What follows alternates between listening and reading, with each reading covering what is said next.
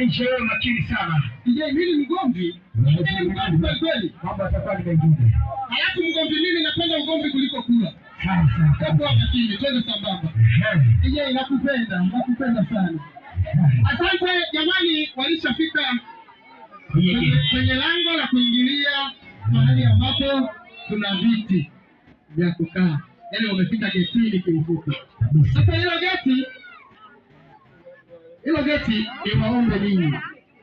Kuna funguo pale kwa geti kabisa. Nendeni mchukue ile funguo muwakabidhi wahusika. Na funguo ni nzito kweli kweli. Baada hao na sisi na wengine nafaa. Natibu bwana usiji kwa nani kwa hapo sasa utaratibu ni kwamba watashika wote.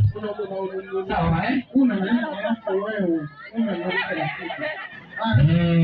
Naomba mshike kwa pamoja. Kama utashika wote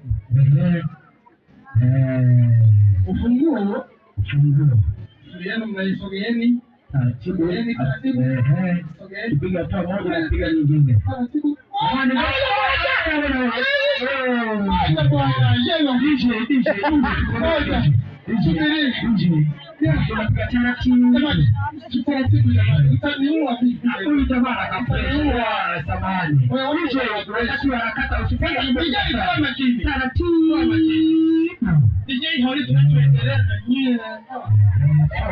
Lakini wakati wao wanakata pia nataka nisikie makofi mengi sana sana.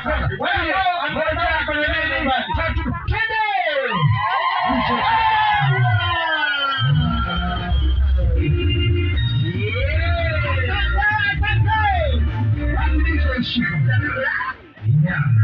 Nafikiri baada ya kufungua geti hilo ni ruksa sasa mnaweza kuingia mahali ambapo geti lilikuwa limezuia ili uweze kukaa. Basi turuhusu tuendelee na mengine yaliyopo kwenye ratiba ya sherehe yetu kabisa. Twende DJ.